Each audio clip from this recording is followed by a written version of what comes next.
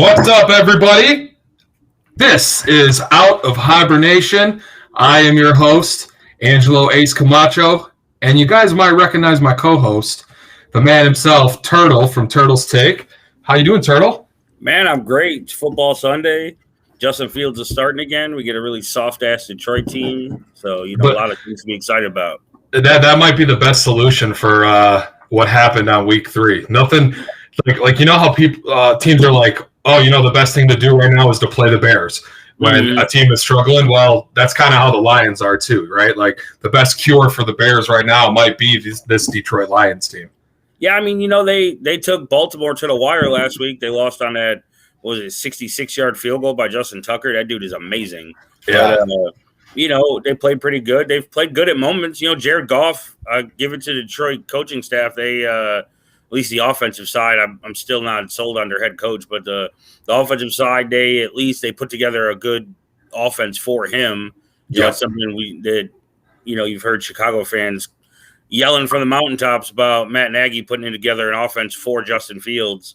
I think when this season started or before it started, I think if you had asked people, at least myself, when we talked about what we saw the season go in the first 4 weeks, I saw them being 2-2 after 4 weeks. I thought they were going to get smoked by the Rams. I thought Dalton was going to beat Cincinnati. They were going to get smoked by a really good Cleveland team and a really good defensive team in Cleveland. And then they were going to bring in Justin Fields to start week 4 at home against Detroit. That was the plan everybody thought, right? Yeah, I mean, I thought it was the most from what we've heard from inside Hallis Hall, from people who, know what's going on and talk to those guys on a daily basis. That was the feeling they got, was what the plan was. You take last week, you throw it out the window. They go out today, they win a good game and they play good, and Justin Fields looks good, and then everybody kind of forgets about last week, and you're right back to where you thought you were going to be at the beginning of the year anyways. So, I thought there was a little bit of blown out of proportion, as Chicago fans like to do. I thought we definitely do that. Made a deal out of last week. Unfortunately, the problem is, and you and I are both Cub fans, so we know this all too well. When you're bad for so long, the fans start to get impatient and live and die with every moment. And I think there's a bigger picture here. The bigger picture is that at some point this year, you're not competing for a Super Bowl this year. So I think at the end of this season, if by week 18 comes and you feel that Justin Fields is who you thought he was, and Matt Nagy looks like he puts a good game plan together for him, that's really all that matters. Right. The defense takes a couple steps forward. They got, Eddie Goldman's back this week, so hopefully that, kind of shares up the middle there and takes away that run. For the last few years, even when they struggle against the pass, they were able to take away the run. So hopefully we get back to doing that. But, at the end of the season, like I said, the two biggest things is that Justin Fields looks like a franchise quarterback. Everybody forgets that we didn't draft Mahomes or Watson or anybody like that because, we got Justin Fields. And then Matt Nagy comes together as a play caller. That's kind of the biggest thing, right? Is we first, everybody thought it was Mitch, right? Mitch is the problem. I still think it was Mitch, by the way. I think Mitch was a contributing factor to it, without a doubt. I saw a lot of posts and memes about, everyone owes Mitchell Trubisky an apology. Fuck that. Mitchell Trubisky sucked. He wasn't the best. Throws. You didn't see Justin Fields overthrowing wide open guys. I mean, he made a couple bad passes, but you didn't see all that out of Fields in 1 week that you saw out of Trubisky. Right. The plays were there. He was missing open guys. Right. He was throwing the ball to spots he shouldn't throw.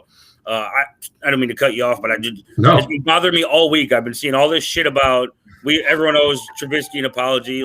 There's a reason nobody in the NFL offered him a starting job. Even the teams that needed a starter said, you know what? We're not even going to offer you a spot to come compete for a starting job. Right. He's making $2 million as a backup? $2 million to hold the clipboard, and when Buffalo gets up big, go take a knee or hand off. Right. And I liked Nagy in the beginning, right? I think he's a good head coach, and if you listen to a lot of Chicago sports radio, you've heard this. Nagy, head coach Matt Nagy versus offensive play caller Matt Nagy. And I do think that he struggles with the ability to put plays together that make sense to get your team down the field. Mm-hmm. You know what I mean? There's times where Montgomery will bust out 3 or 4 runs where you're getting, 6-7 yard chunks a run, and then on a 2nd and 1, he'll do a screen pass that gets blown up for -5 yards. You know what I mean? And then and when that shit happens, then you look at it and you're like, well, this guy has no idea what he's doing. And now we have Justin Fields, who, granted, last week I think he held on to the ball a little bit too long at times. But I don't think the coaching staff did anything to help him out. I mean, everybody knows. I'm not a football coach, and I know football. What's the best way to help a struggling offensive line? To bring in a tight end, run the football, but then to also bring in help for blocking, right? Mm-hmm. I mean, you had Myles Garrett last week just completely annihilate that entire offensive line. Here's the thing. I think it comes down to, I think Matt Nagy is still learning how to be a play caller. Right. You look at, they talk about coaching trees, right? And everybody says, man, Andy Reid, he's all of his coaches. We want every one of them, right? I think a lot of it is, you see Andy Reid, he calls plays. So, right. It says a lot about Matt Nagy that he allowed Matt Nagy to call the plays. Because in Kansas City, he still calls the plays. Eric Bieniemy does not call the plays. Andy Reid does. So, but even letting Matt Nagy call the plays when he was in Kansas City, it took a long time to get there. Right. So that offense did a lot of things, and it's one thing, like you said, the 2nd and 1 screen passes. Well, in Kansas City, those go to Tyreek Hill. Right. So you make a bad call by throwing a screen pass to Tyreek Hill, and next thing you know, he's in the end zone. Right. So you go, well, shit, that's a great play. Well, no, it was a bad play call, but one of the best players in the NFL made it work. Right. So are you? Do you think that it's just a caliber of offensive talent that's on this team? I think it's Matt Nagy learning still how to be a play caller. He's learning, and I can't believe I'm going to say this because I can't stand the guy.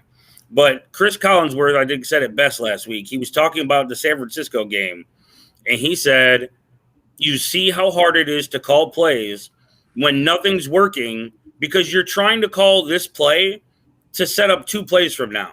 Right. But when this play and the next play don't work, you never get to that 3rd play. Right. So you saw San Francisco, the first couple possessions, they couldn't move the ball. They weren't doing anything. They looked like they had no idea what they were doing. Then all of a sudden, things started to click. Garoppolo started hitting some passes. Some things started to go their way. Now Shanahan's calling play 5 for this play here. I'm calling this play to set up 5 plays from now. And every play, it's like a map. And every play, you're mapping your way to where you're trying to go. Well, when every step you take is a pitfall, you have no choice at that point but to say, well, I'm already going this direction. I have a rookie quarterback that's never started a game. Let me just call some stuff that I think maybe we could just get rid of the ball and save them. We get out of this and we go into Detroit. So, I think he fell in love with some of his play calls. I think he didn't know where to go on his play sheet. He didn't know where to go when things started going crazy. Yeah. I agree. When you look at your sheet, you don't have anything for, well, Myles Garrett is beating a double team. Well, Jason Peters is not blocking Myles Garrett. He's turning this way, and by the time he turns back, Garrett's gone already. Right. You don't have anything on your sheet for that.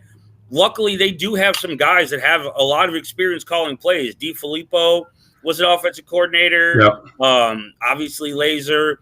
So hopefully this week I know we hate that word collaboration that they use, but hopefully they really did use collaboration this week, and he did talk to people, and I'm sure he talked to Andy Reid this week.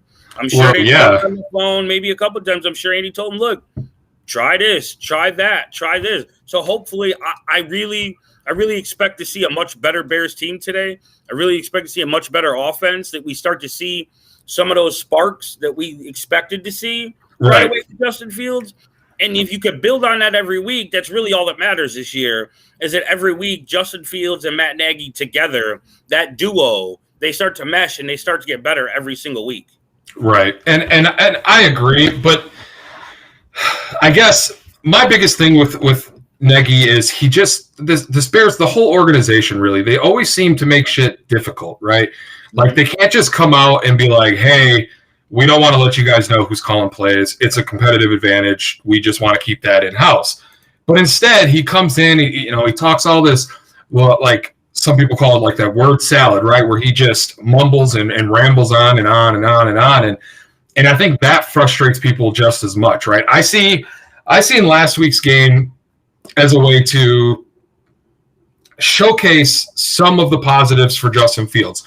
And like you said, I understand if something's not going right, not being able to make the adjustment, but that's kind of your job as the head coach, right? Absolutely. Or as your offensive staff. If your staff is seeing that, nothing is working on the left side of the line, right? It just keeps getting blown up every play. Well, then you got to bring somebody in to help, either a running back to chip or a tight end to help. And if that means you don't have 3 or 4 guys downfield, then that's what you don't have. But it's better to throw a 5-yard slant route than take a 7-yard sack. You know what I mean? And that's where I feel like in terms of Matt Nagy with his offense, it just never seems to make any sense at all. Well, I think part of the problem is, okay, you go max protect, right? Well, now you got 2 receivers. You got two options for Justin Fields to throw the ball to. Doesn't do much for Justin Fields, right? Right. So you think, okay, well, if we could just get rid of the ball, if we could spread them out, go 5 wide, somebody's got to be open right off the rip. Right.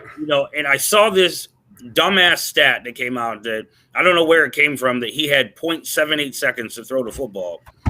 That, first off, that's not even close to being accurate. Pro Football Focus came out and said he had 2.48 seconds to throw the football. The average is 2.38, and the average is 2.45 or something like that. So he had close to the average amount of time to throw the football. Right. They said coming out of the preseason, he held the ball the longest out of any quarterback in the NFL in preseason. Mind you, he had the most limited reps. So I get it. It's going to happen. Peyton Manning threw like 35 or 36 interceptions his rookie year. His career went pretty well. Right. That's true. Tom Brady didn't even play for the first few years because nobody thought he was any good. They only put him in because they had to. His career's gone pretty good. So rookies do struggle. I think everybody got really too focused on last week at some point. So you either, okay, now we take away receivers from him and give him less options. Now so now you're going to make him run more. He's going to get hit more. He's going to get hit just as many times as if he's back there. So you say, okay, well, maybe you see, different games like Washington and the Giants. Some of these teams that have quarterbacks that aren't as good, they just run the football, right? They just drop back and they run. I thought he was very hesitant to run. A lot of people say, well, maybe it's a coaching thing because Trubisky stopped running too. Well, I think Trubisky stopped running when he hurt his shoulder. Yeah, I agree with that. Monday night, he stopped running after that, even when there was opportunities to. I think Justin he got too, deer in the headlights. He wanted to make those throws, right? Like it's your first game. You want to show you can stretch the field. You can throw the bombs, especially when they're playing, zero in the secondary because they're coming after you. If you're walking, hit them over the top. Well, I think he just stayed in there too long trying to throw it that he didn't run. If he would have just run right away, obviously it's not how you want to do the whole game, but maybe starts to soften some things up. You look back at Cleveland. Cleveland played a very wide front four. They call it a wide 9. They played wide to take away the outside pitch, to take away the read option, to take away the screens, do a lot of things that they knew the Bears were going to do with Justin Fields. So at that point, and this goes back to the Matt Nagy still learning on the job, that's when you need a coach that's going to change things and say, okay, well, they're taking away the wide. We got to hit them up the middle. Right. Where's Damian Williams? Damian Williams is a tough runner up the middle. Last time we saw him in an NFL game in a regular season, he was Super Bowl MVP.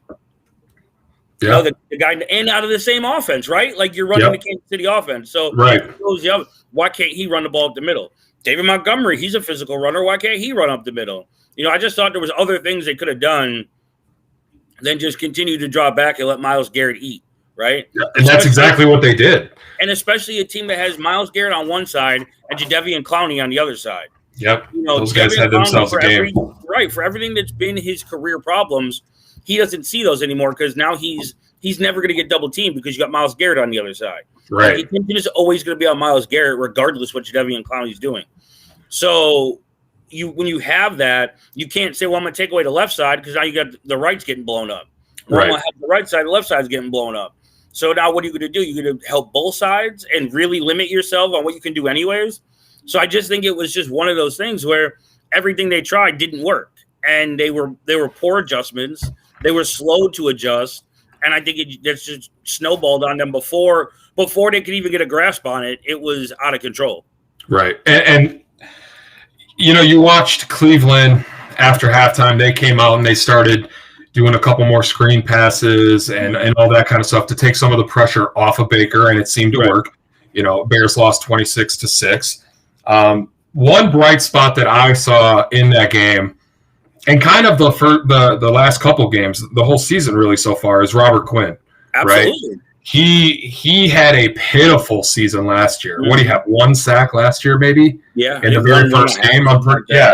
Well, this year he already has 3.5 sacks in 3 games, which is fantastic. You know what I mean? And if he can keep that tempo up, I'm not saying he needs to have, 30 sacks, but if he can be somebody who draws some attention for Khalil Mack to be able to get to the quarterback, that's all we asked for in the beginning, right? It was just the ability to take some of that pressure off of Mack, or when that pressure goes to Mack, to take the opportunity to get to the quarterback. Yeah, I mean, I think that's what we looked for at Leonard Floyd, right? Everybody saw Leonard Floyd, and they said, well, if he can just beat his one-on-ones more often than not, like 70% of the time, teams are going to be hesitant to double Khalil Mack the whole game. Right. So when Khalil gets doubled, we need you to win. We need you to just put pressure. So they said, well, look, we can't. We gotta account for him too. And he never did that. That's why he doesn't play for the Bears anymore. Everybody talks about, he went to the Rams and he got 15 sacks, blah, blah, blah. Well, yeah, because you got Aaron Donald in front of you and you had all these other guys. He just was a good year. But, as far as Quinn goes, he came in last year. They had the long break because of COVID and everything. Then he had that injury in camp, or a family issue or something. He was gone from camp. By the time he got there, then there was a mystery injury he had. I just don't know that he ever really got right last year. Right. He's not that he's old, but he's an older guy. He's a veteran. He needs that training camp. He needs that time to get his body right to work his way into it. And I just don't think he ever really got there last year. So I think you're seeing him with a whole offseason with the Bears and in that building. I think you're starting to see what you went out and got him for. Now, you can keep it up or not. We hope he can, but that's what you hoped. Like you said, to your point, we don't need him to have 30 sacks. We just need to, when they double Khalil Mack, when they give him the one-on-one, he has to win. Right. Like on key third downs, right? It'd be nice to see if Mack can't get to the quarterback that this guy's breaking off the edge and blowing up anything at this point. Yeah. You know what I mean? And because that's the other problem this Bears defense has had, is getting off the field. They're still that kind of that bend but don't break defense. They did a pretty good job the whole game for Cleveland until the fourth, really, is where it kind of just it looked like they were just gassed. Yeah. But they don't help themselves, right? We talk about how the offense has to help them, and it didn't last week. But there were times where on third down they're getting these penalties, and this has been a recurring thing since last season too, where guys are hitting the quarterback late, or defensive pass interference, or holding. And like, if you're beat, I get it, but this also, like, this mentality of get off the field, it doesn't seem to be with this defensive unit, right? Like, they want to, but they just can't.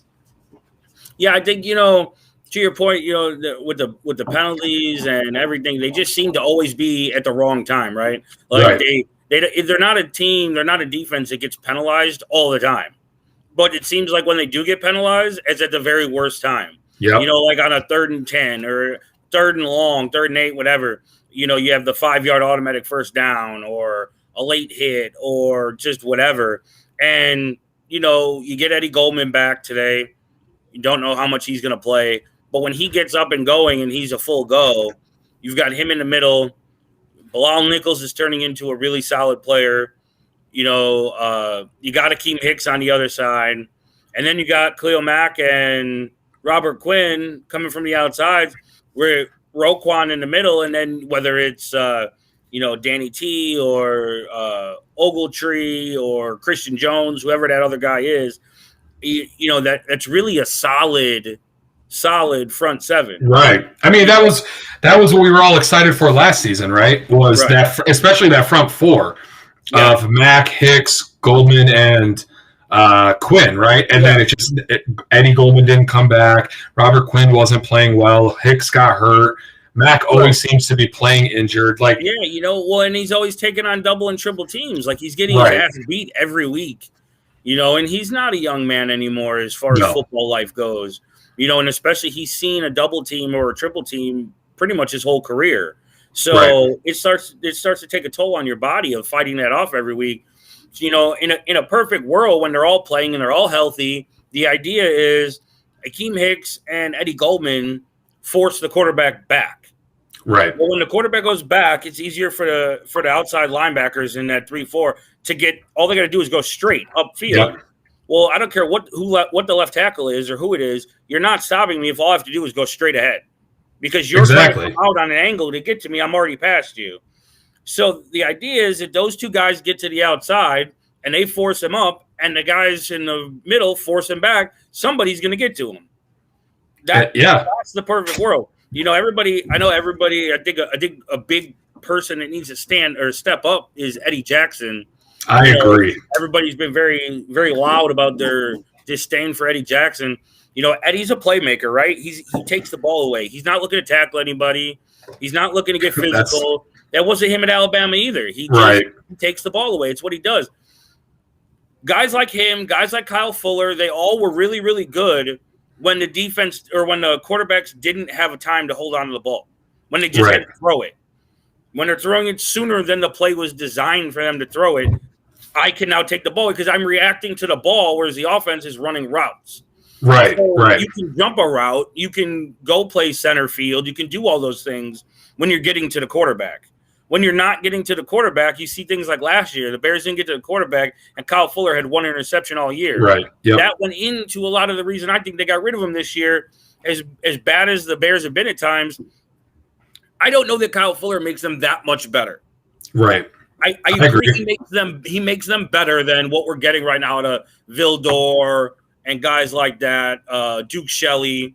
Yeah, Vildor, but I kind of like Jalen Johnson, man. I think he stepped up and played really well. A lot. I was very soured on him to start the year last year. Right. But you see him getting better every week. Yep. You see him not afraid to go take the team's number one and go shut him down. You have to, he has a little bit of Jalen Ramsey mentality. Like he does, yeah. I'm going to lock you down simply because I can. Yep. I agree. Whereas Kyle Fuller, you saw him time after time after time playing 5-6 yards off, just looking to keep everything in front of him. Well, that's great when everybody else is doing their job. But when you're the number one and everybody's looking for you to make a difference, you just letting a guy catch a ball for 7 yards and tackle him doesn't do anything to help us win. Right. And that's kind of, you're right, where he was last year was, again, when you need to get off the field, right? Mm-hmm. There's 5 yards to get to the first. He's playing at 7-yard depth. They're getting the first down on third down. You know what I mean? And when you do that, your defense looks bad. And that's where it was last year. It's not been as bad this year. I think it's been a plus that Quinn, like we said, has played well to this point. He's gotten more pressure on the quarterback, which again forces that quarterback to throw the ball sooner than they want to. And that's where this Bears defense shines, like you said, is when they have that ball in the air and the offense doesn't know where it's going and they can read it and get it, that's where this team makes its plays. Whatever people say, I want to be an offensive team, this and that, put up 40 points a game. Yeah, that would be nice, right? Right. But this team doesn't have to win that way. Absolutely. And if you're limiting the team to the other team to 20 points and all you got to do is score 21 to win, well, yeah, I'd like to score 40 a game. But if I only have to score 21 to 24 points a game to win, well, shit, that's easier for me than having to score 40. Right, and it's less pressure on your offense. It's less pressure on your young quarterback to have to win these shootout games. Now, again, I would love to see today the Bears go out there and put up 36 points, right? Absolutely. But I don't think that's going to happen. I see this being, well, we'll get to our predictions a little bit later, but back to Eddie Goldman. I have a clip that I want to play from Matt Nagy about Eddie Goldman real quick.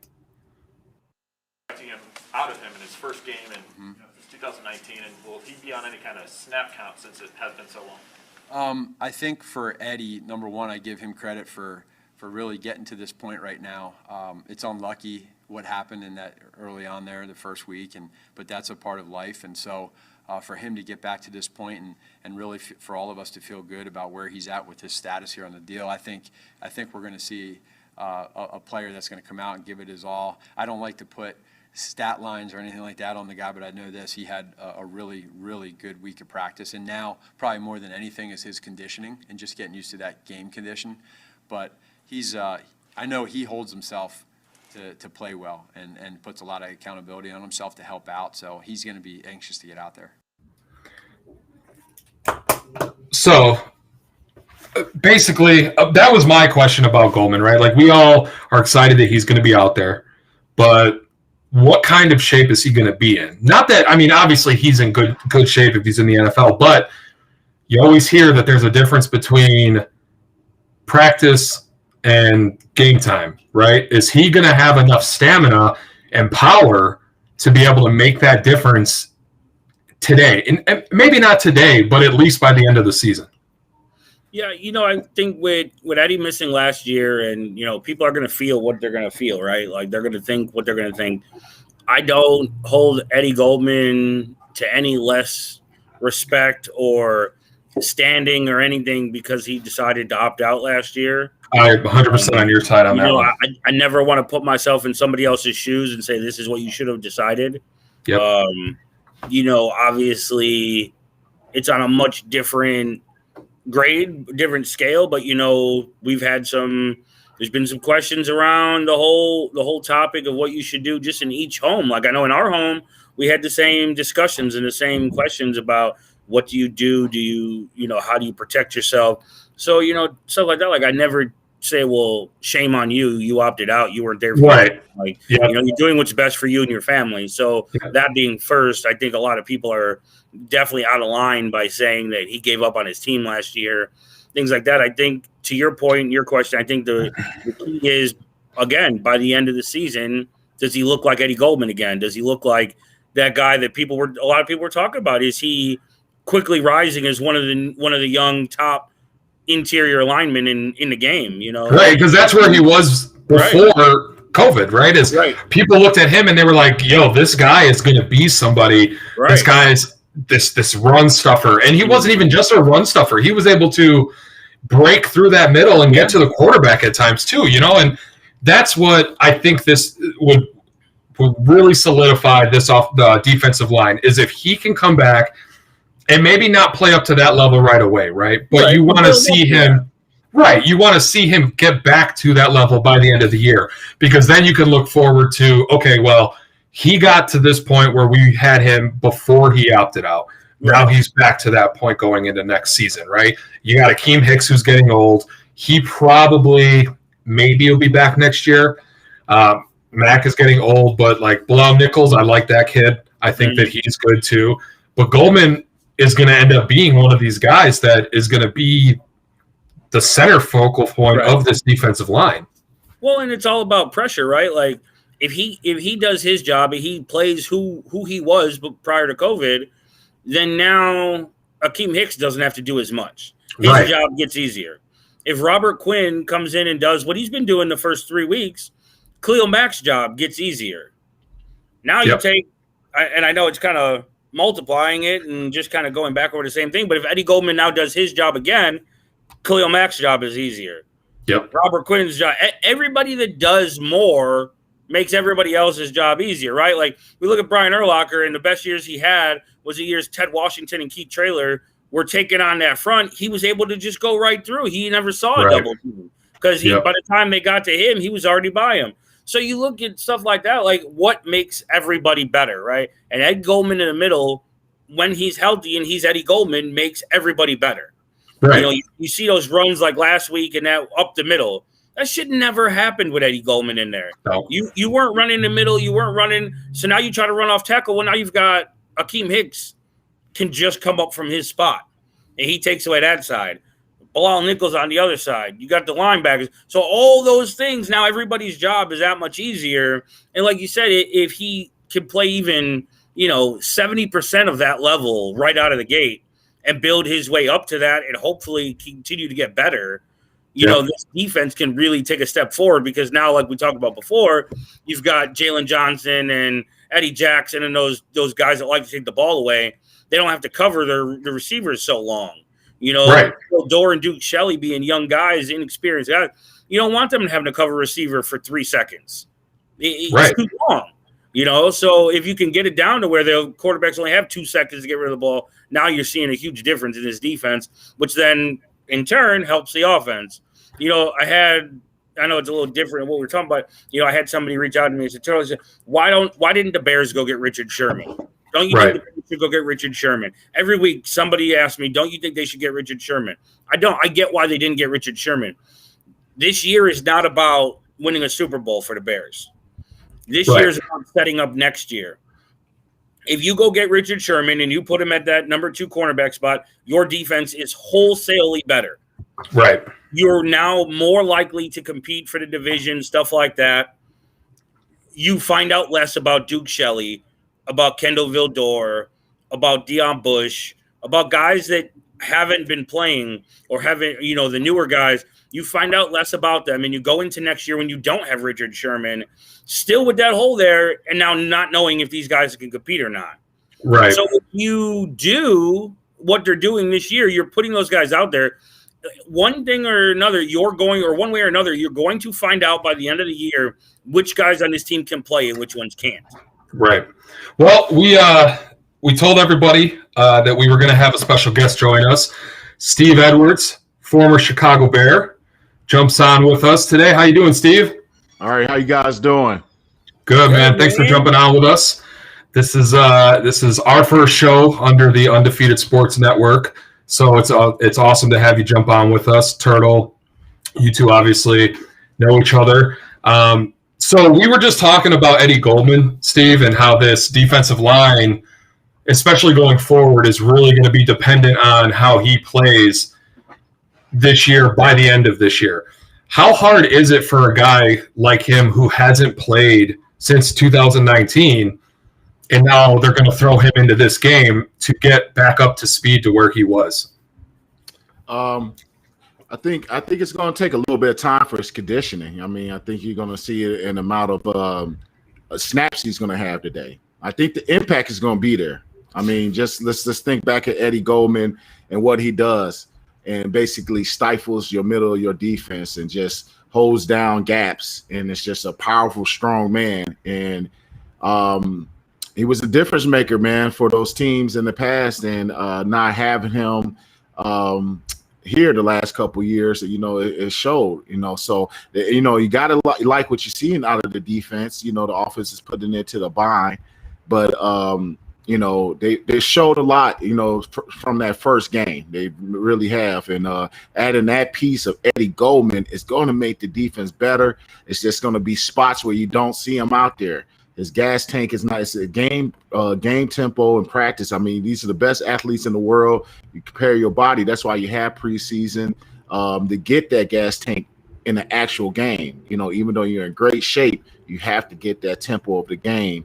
And that's something he hasn't had in a whole year, and basically no preseason, and 4 games going into our 3 games in, he hasn't had any. So it's going to be an impact that we'll have to watch. That's a big impact. But I think everybody's happy to have him back out there.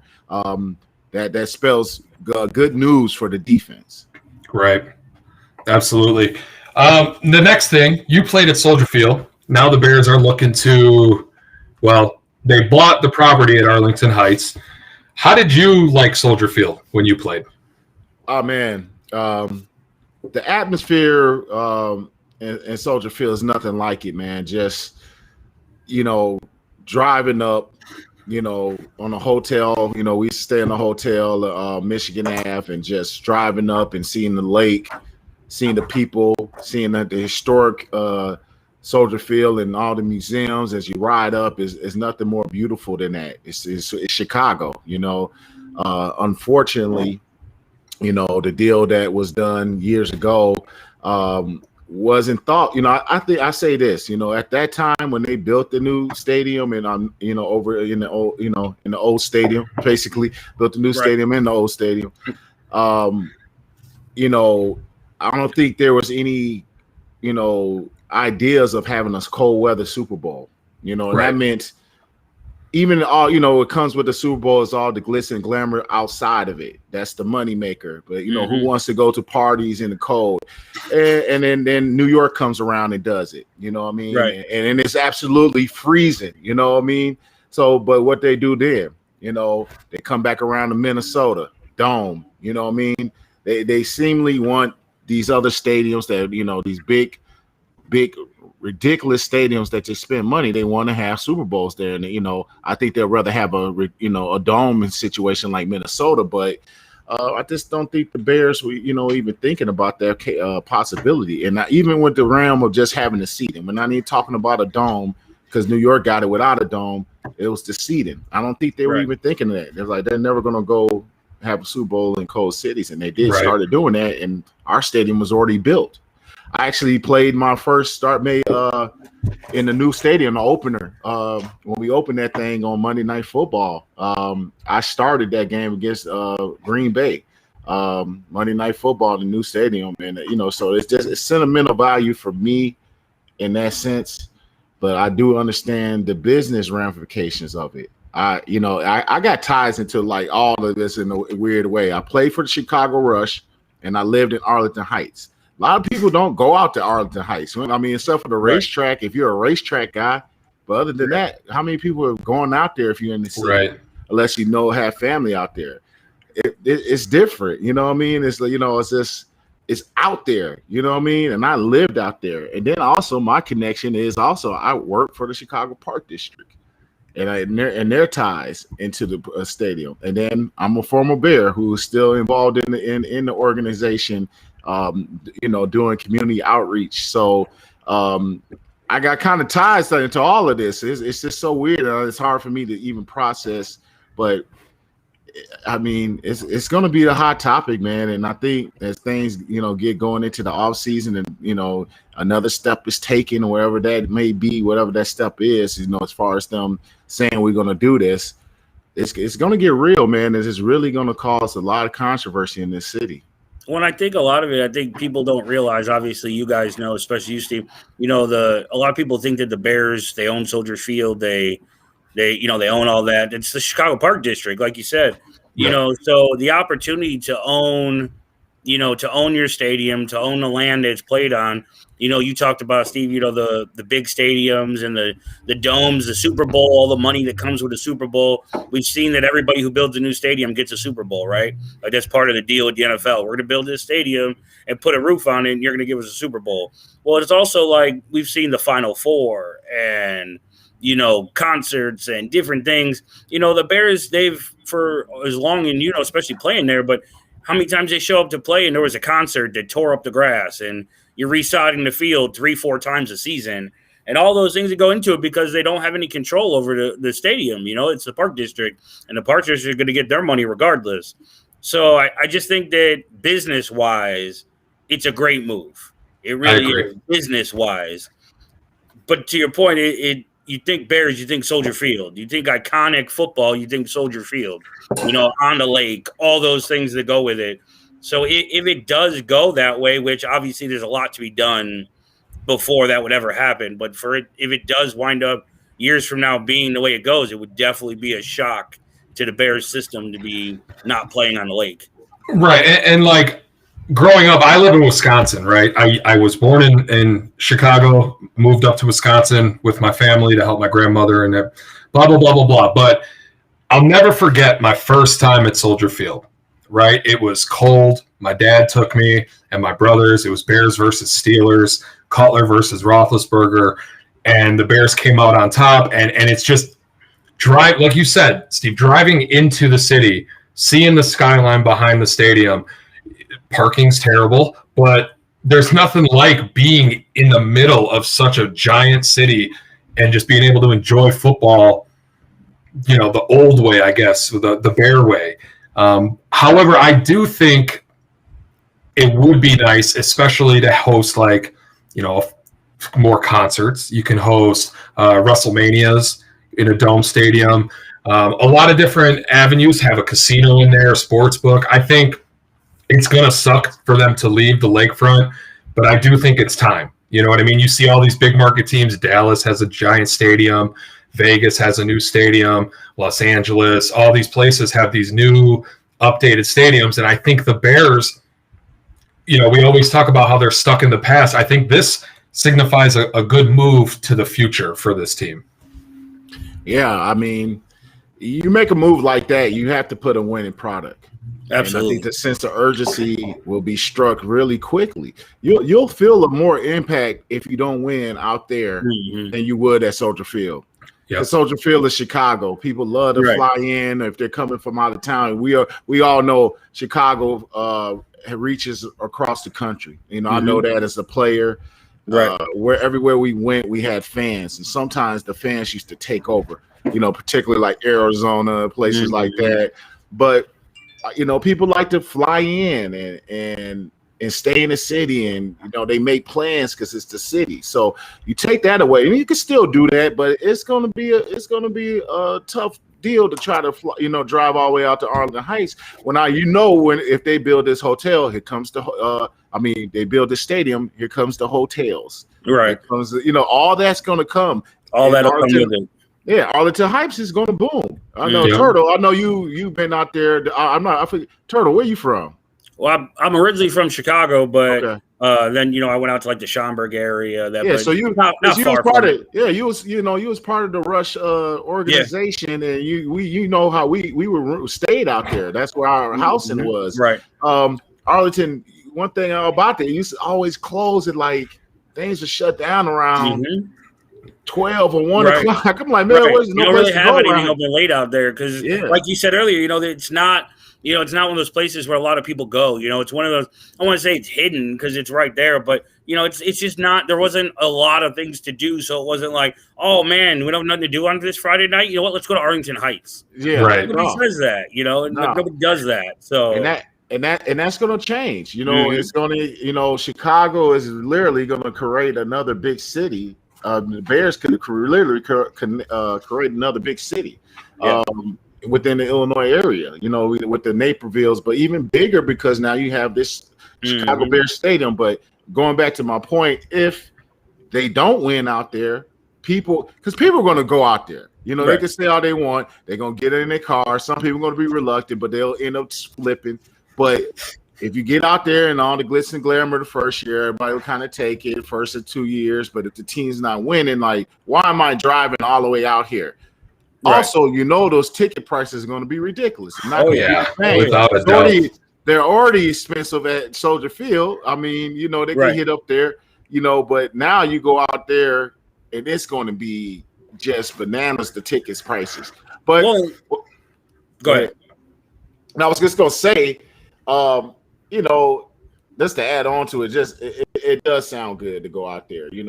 You have a big parking lot where it's all tailgating. You got these different factions of tailgating up and down. And I know people probably appreciate it, but I'm luckily enough, I get parking passes to Waldron Dick. So I'm spoiled. I get to drive right next door. But other people, they're having a great time, but you got to jump on a bus. Right. It'll be more accessible, with bigger parking lots, and that's what they'll be able to have at Arlington. It would look like what a typical NFL stadium would look like. Right. Well, I think it goes, like Angelo, I think you were saying it, everything about the Bears, everyone that talks about the Bears, everything is, the past, the iconic old Bears, the cold weather, the defense, the hard hitting, bear weather, right? All the old. So, now you see, like, look at the Rams. You look at the Bears and the Rams. I hate to compare the two because they're different teams, but the Bears, they just have that old school feel. And you got a team like the Rams with a new stadium. They play on the turf. They're all speed.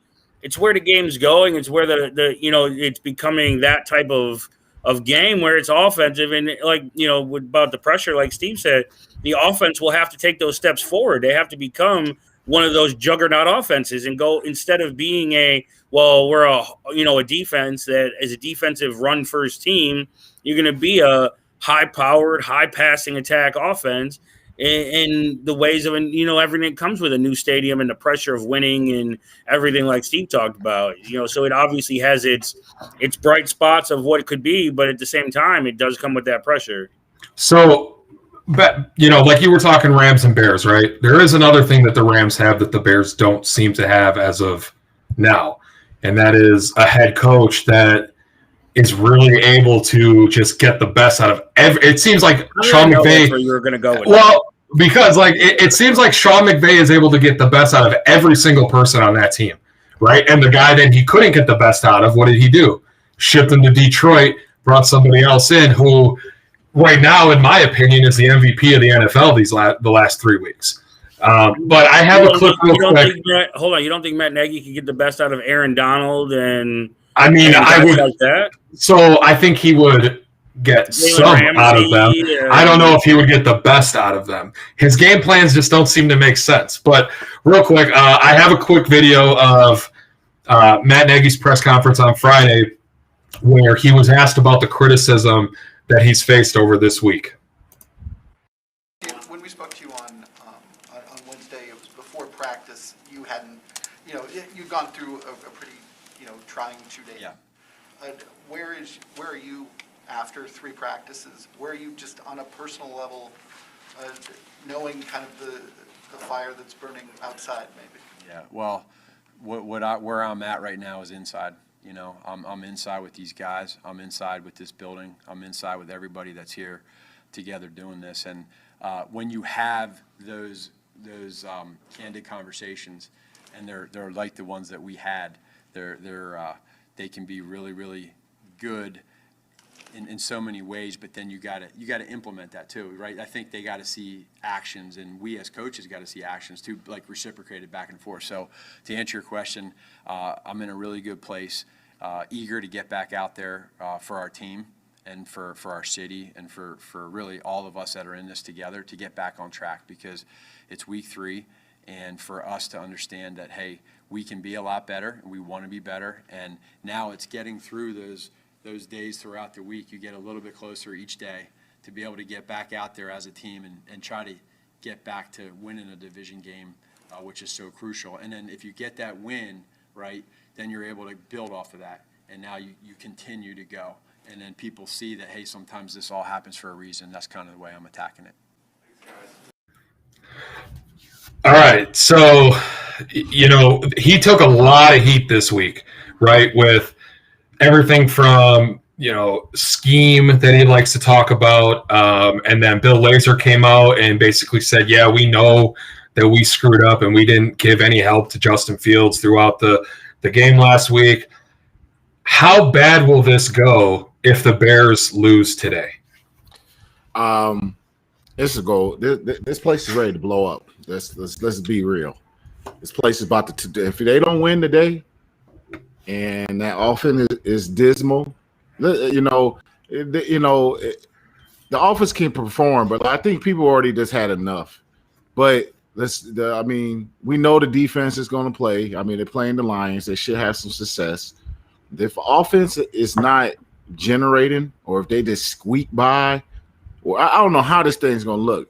But let's look at the worst case scenario. Offense looks bad. Bears lose. People gonna call for heads, man.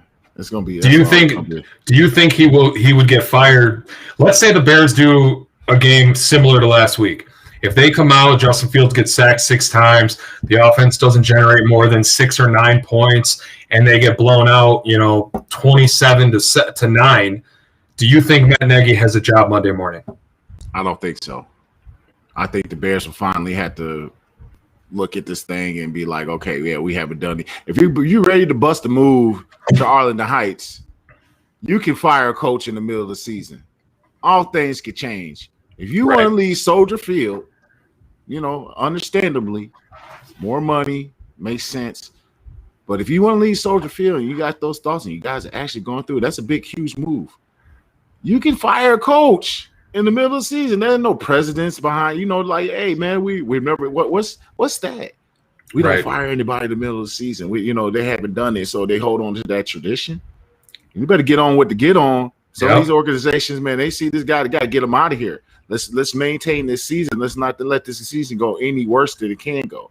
Let's change some things. Mike Pennebaum, what's his name? Mike Pennebaum, make him the head coach. Laser run the thing, and let's get through the season, and let's try to, and these guys all obviously all be working their butts off. I just think Nagy's in there really a dictator, man. It starts to make me think he's a dictator amongst his coaches.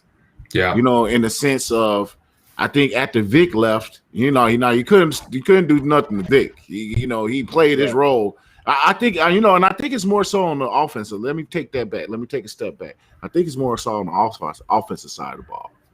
I think that he's the dictator, and all things what he says is final. You know what I mean? And I think within the organization, they probably told him to let those all. I don't think he freely gave up those call duties last year. I think the organization was like, give him up. He gave him back, and then somehow he was like, when they decided to hire him and then fire him, I think he wanted to go out on his own sword, man. And I think he's hell bent on that. So, Steve, I got two questions for you off of that. One, knowing the organization like you do and the pieces that are in place there, to me, I guess it's more of a statement, just your opinion, your response to it, but to me, I don't think that they would fire him. I don't think that there's anybody in the building that really wants to make a coaching change. I don't think that it was ever even a question in the offseason. I think that they're going to let Ryan Pace run this thing any way he wants, and I mean, there's really nobody in there who's going to run football, right? You have Ryan Pace and you got Matt Nagy. There's nobody else. Ted Phillips isn't running football. Nobody else is going to step in and do this. I think they're just going to run with it as much as they can. I don't think that they have that in them that they even want to make a change. I think Matt Nagy's their guy. Do you really think that, a 1-3 team is going to make them – the Bears have never cared what the fans said. Why now? What makes it different now? We're on a national level, Turtle, man. We on a national level. They start talking about us on the first take. We're the headlines, like But the McCaskies have never cared about that. Yeah, but usually the Bears don't get hated on that much on like SportsCenter, ESPN. They're usually the laughing stock of the NFL when they're on that kind of stuff. But now it's like you got guys that are critiquing Matt Nagy legitimately. Yeah, Justin Fields had some fault in last week's game too, but like as a head coach, offensive line 101 would say if your offensive line is struggling, move your quarterback, bring in help to help protect, and they didn't do that. Like you can't. Justin Fields is the future, right? Matt Nagy is not. If he gets Fields hurt, or if he can't develop this kid to be who we need him to be, and they were talking, Russell Wilson-esque, and I don't want to put him on that pedestal just yet, but if you genuinely believe inside that organization that this kid can be that, and you have 2 games like you had last week, and Matt Nagy's getting this kid killed, how do you look at your fan base and say, oh, well, we still believe in this guy, he'll develop this quarterback the way he needs to? I got a couple things off of both of what you guys said.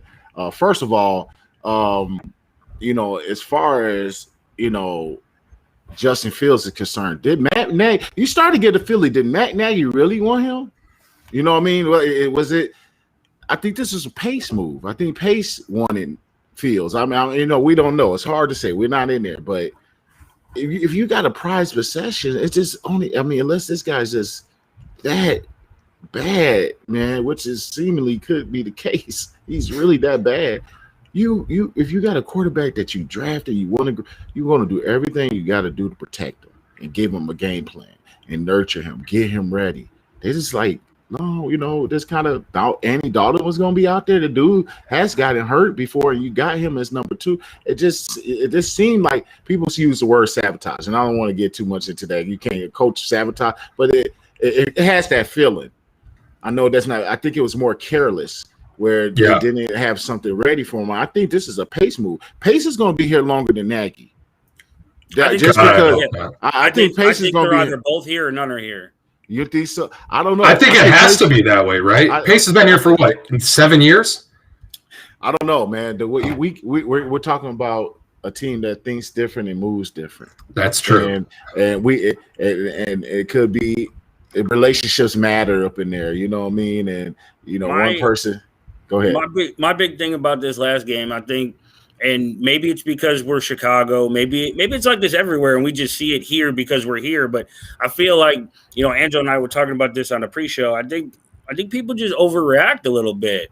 Oh yeah, I think absolutely. Matt Nagy. Angelo and I were talking. I think earlier in the show, I think Matt Nagy's still learning on the job. He was in Kansas City. Yeah, he called some plays, but it's not like he had free reign, right? Like Andy Reid still was over there like, look, this is what we're gonna do. Go ahead, call a play from these set of plays, but these are the plays we're gonna run. And like we were talking about, like he likes that 2nd and 1 screen pass that never works. Well, in Kansas City, the only place he's ever called plays, that screen pass was going to Tyreek Hill. Like Tyreek Hill was going to make it work regardless if it was a good call or not. So now you go, well, that's a good play. That went for a touchdown. I got to remember that one. I got to call it again.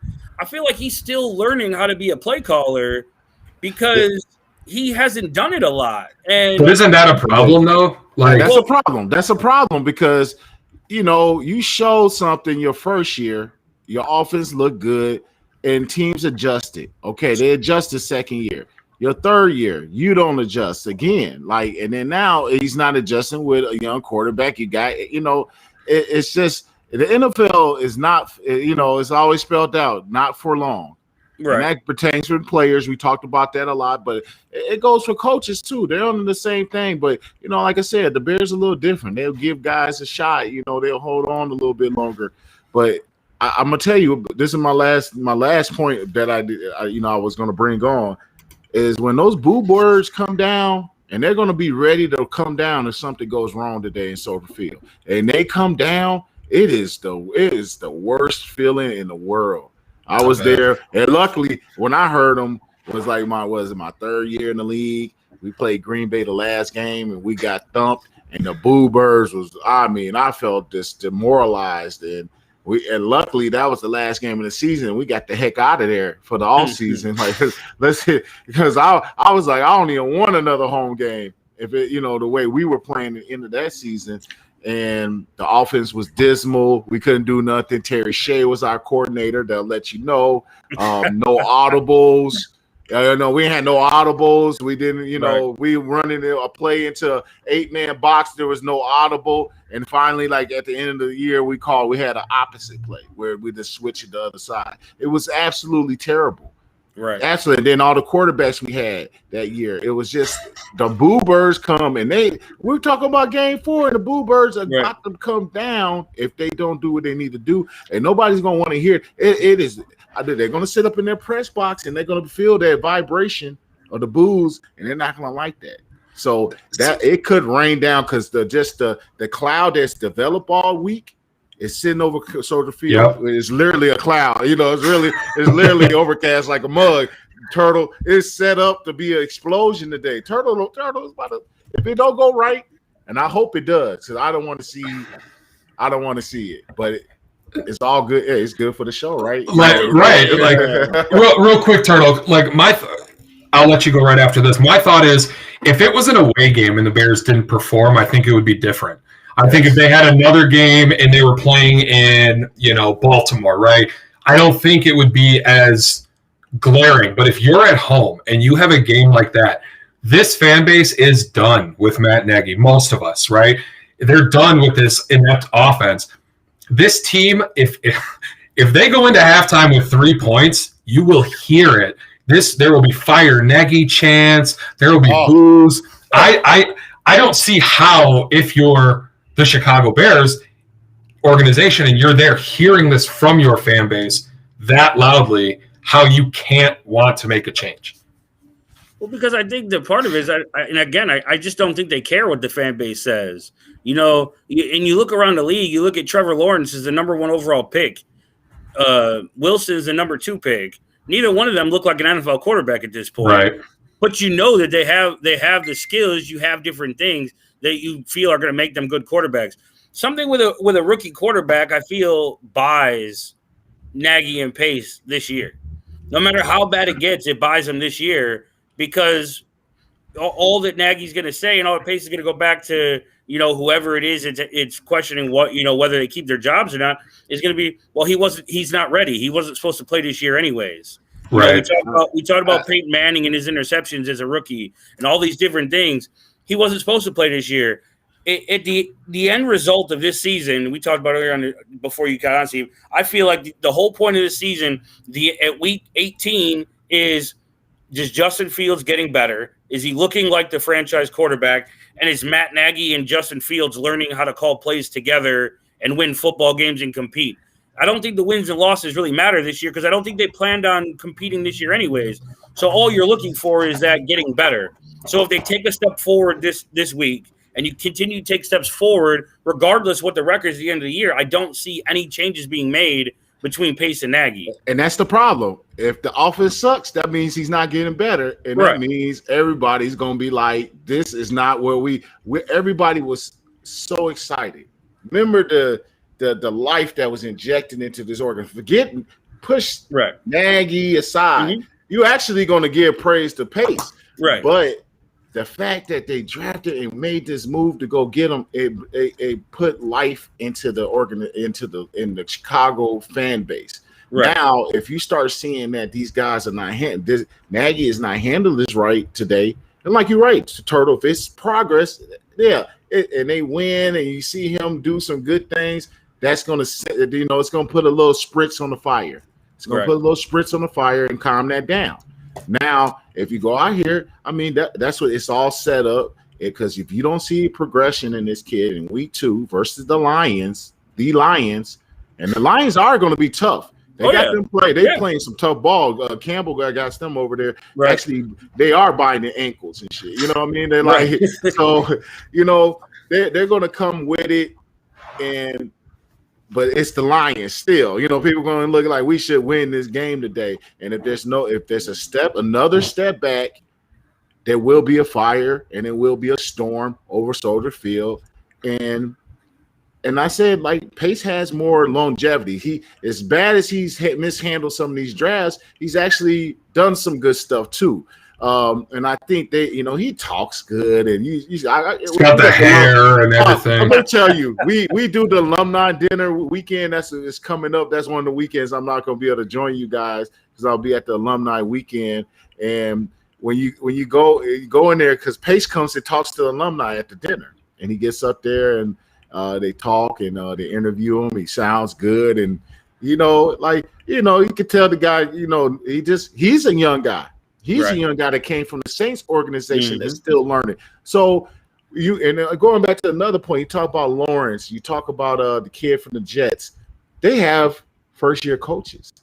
Those coaches are going nowhere. Nagy's been in this game for a second now. Now, Mitch wasn't his guy, but now people are like, did you foil on Mitch? It's a whole reverse. Look at that, how that's reversed. Where people are saying, oh, Mitch, we're sorry.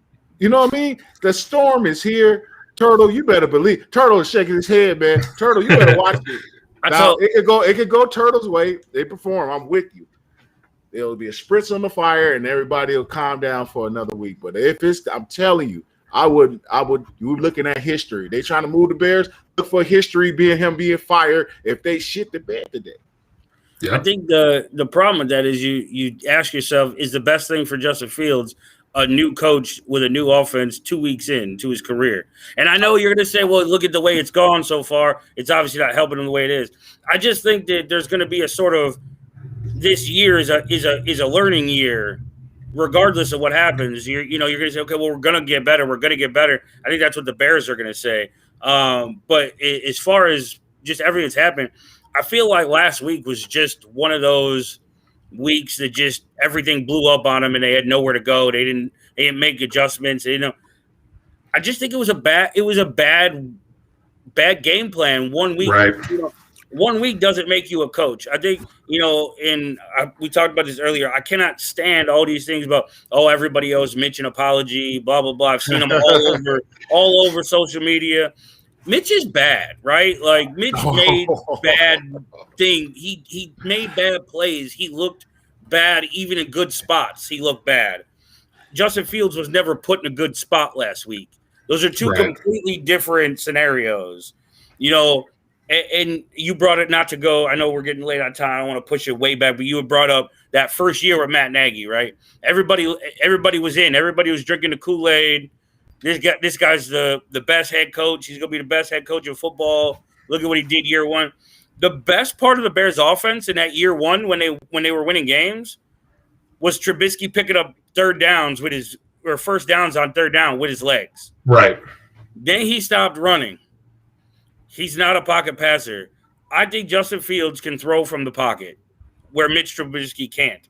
Justin Fields also has that elite speed, that Lamar Jackson type running.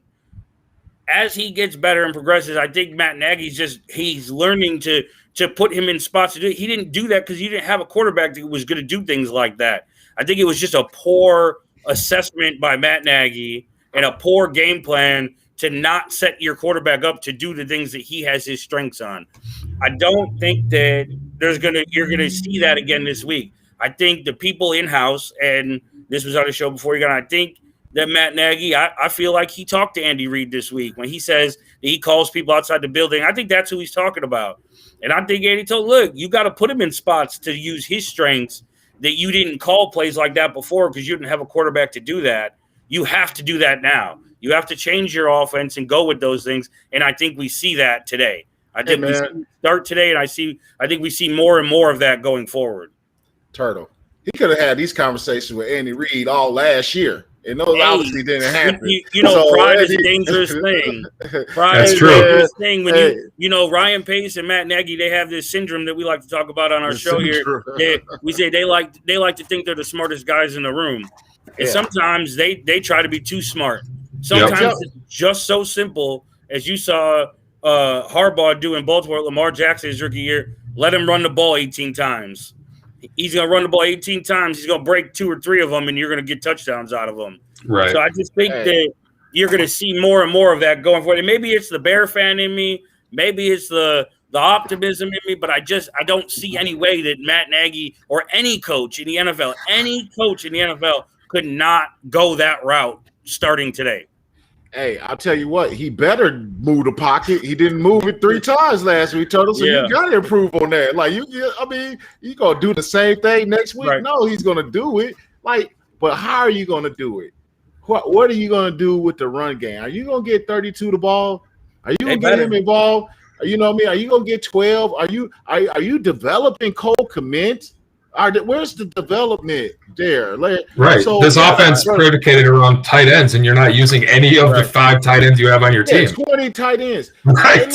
And you wanted Jimmy Graham when you could have took that money, either signed Fuller back or did something else with it. Right. And he's supposed to be your red zone guy, and I haven't seen the guy at all this year. Or is he just that way? Or are you that desperate that you got to pay a man $8 million to be a red zone target, and he's old or on his way out? You're desperate for touchdowns. That means you're desperate. I think a lot of that $8 million is to teach Cole Kmet.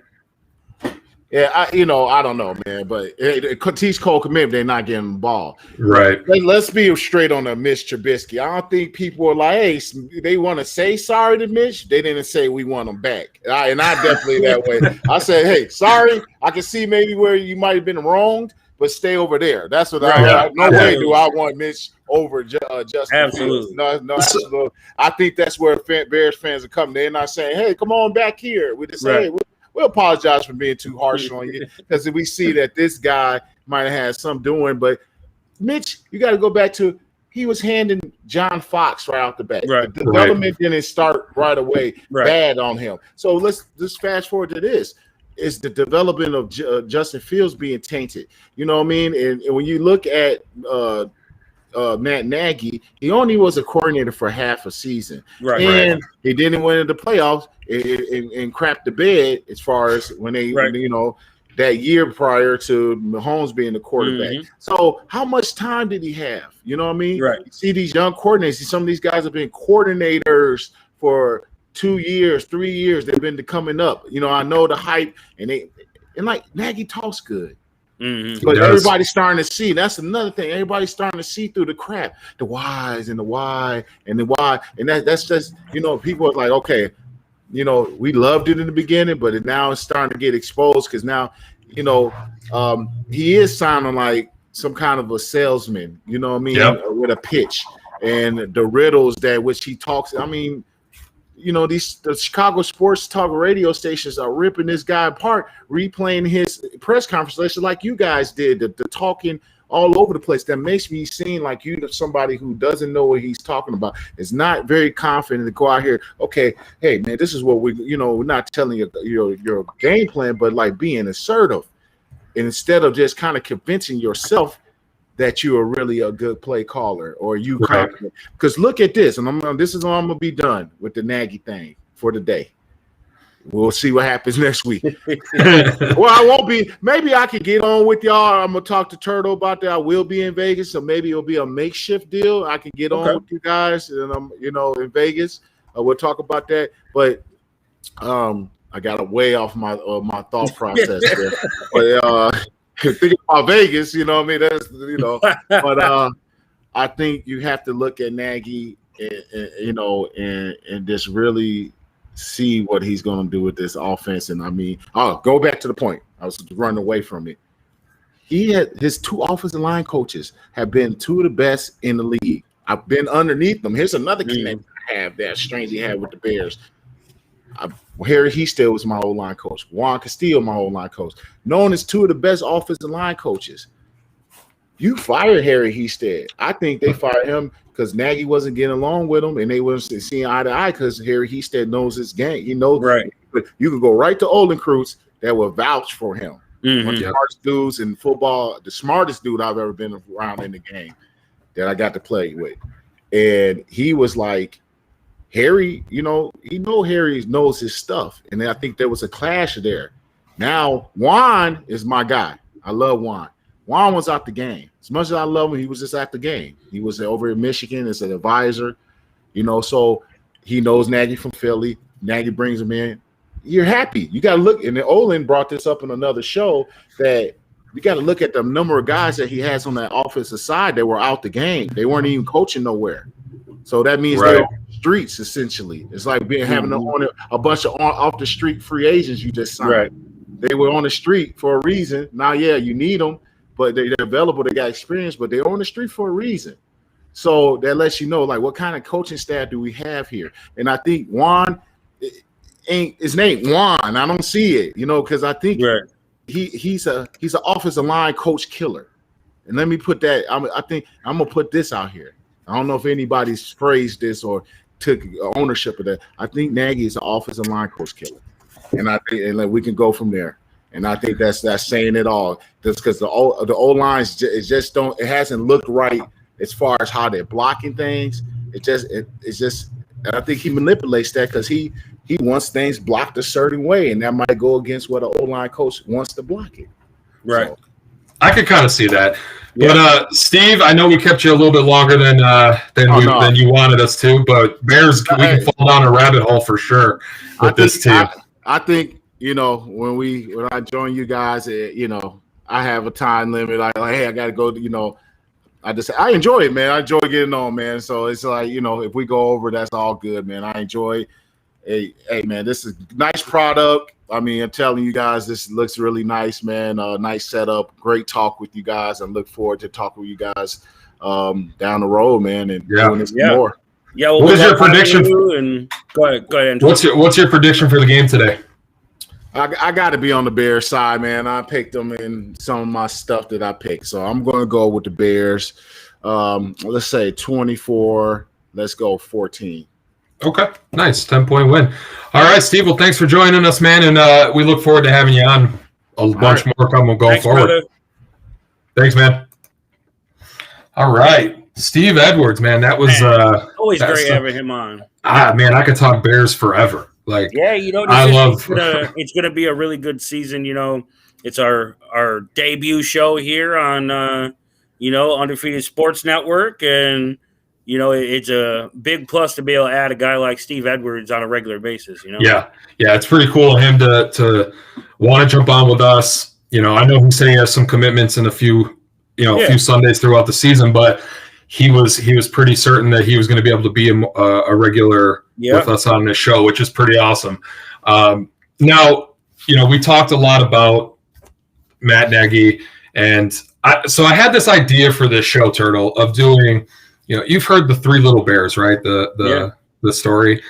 my thought for this show is every week, one of us will pick 3 Bears that we want to focus on or that the team needs to focus on to have a productive game going into the game. So I'll take this week first. My 3 Bears right there.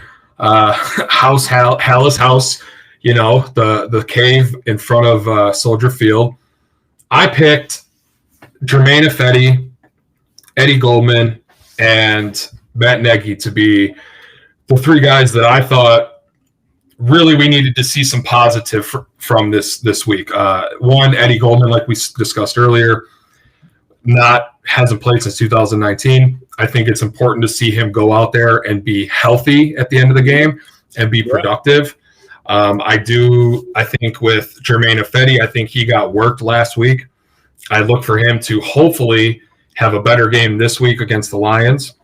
And Matt Nagy, if he's calling plays, I hope that he can better utilize Justin Fields' skill set to move the pocket, use his legs a little bit. I know that at Ohio State he was more of a pocket passer, but he does have that ability to use his legs when needed. Right. So why not utilize that weapon if you have it? Yeah, absolutely. So those are my 3 Bears. Next week, I'll have you pick 3 and we'll discuss them. And I like it a lot. Yeah, I like the 3 picks. I think they're 3 guys that, to your point, are very critical for a Bears win today. Like you said, Eddie Goldman hasn't played in 2019. All we want to see today is just be healthy and be productive, right? Just show that you still have that production in you to make a difference when you're in there. Like Steve said, he's not going to be in there the whole game. He's not up to game shape yet, but when you're in there, make an impact, make a difference when you're in there, affect the game when you're in there. And Jermaine Ifedi, not going against Jadeveon Clowney today, not going to have that problem. Show why the week before that, he was one of the top, Pro Football Focus ranked pass blockers. Be that guy again. We don't need you to be over the top. We don't need you to be amazing. Just be competent. Just go in there and do your job. Just be, win 70% of the time, 65% of the time. Just give Justin Fields enough time to throw the ball. That's all we ask. Yeah. And then Matt Nagy, like you said, I'm guessing he's going to call the plays. I would imagine the pride in him is going to say, I fucked this shit up so bad last week. Let me do it right this time.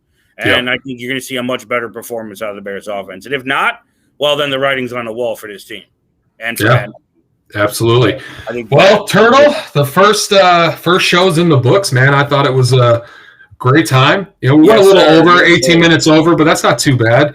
No, not too bad. We're for the first show and to have Steve on, and when you got a guy like that who's on and gives you a little extra more time than you thought, you just run with it. And, that's right. And somebody, especially like with his insight on the Bears, and like he said, he has a lot of relationships in other areas than just the Chicago Bears. Right. So it's nice to get the different viewpoints, when we can. So yeah, absolutely. And it was great, man. I just want to remind everybody that's watching, head to Twitter. The handle's right there at the bottom of the screen at Undefeated SN21, the Undefeated Sports Network, man. It's a cool platform. It's it's built by the fans for the fans. So they have this cool hashtag Be Undefeated. Go follow us on Twitter. Facebook's the same thing. Search Undefeated Sports Network. Should pop up. Turtle is on Twitter. I'm on Twitter. That's right. And, we still have a lot of other shows, hopefully, that are going to be coming in soon. But until then, I think we're going to be sticking with this show. And then there's talks about, potentially doing a recap show for the week. We'll discuss a little bit more of that. But for right now, the Undefeated Sports Network is, in my opinion, the place to be. Hell yeah. We're here, baby.